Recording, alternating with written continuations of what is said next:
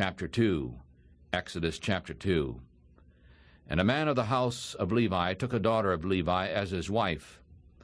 And the woman conceived and bore a son, and when she saw him that he was beautiful, she hid him 3 months.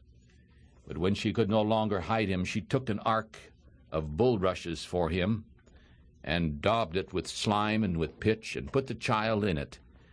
And she laid it in the flags by the river's edge.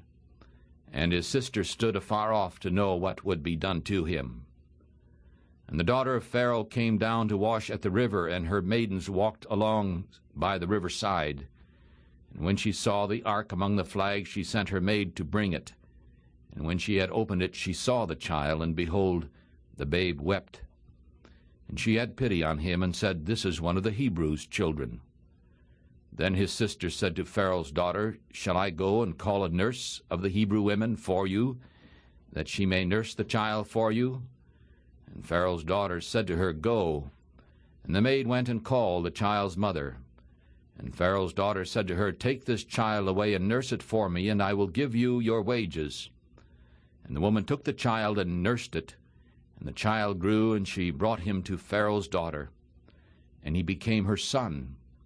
And she called his name Moses. And she said, Because I took him out of the water. And in those days when Moses was grown, he went out to his brothers and looked upon their burdens, and he saw an Egyptian striking a Hebrew, one of his brothers. And he looked this way and that way, and when he did not see anyone, he killed the Egyptian and hid him in the sand.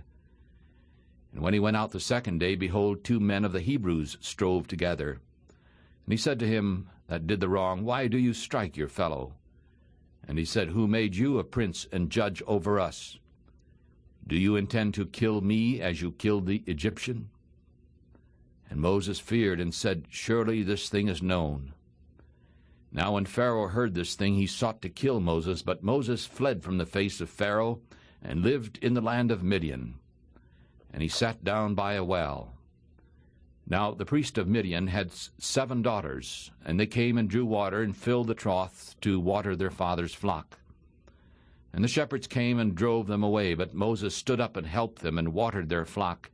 And when they came to Reuel, their father, he said, How is it that you have come so soon today?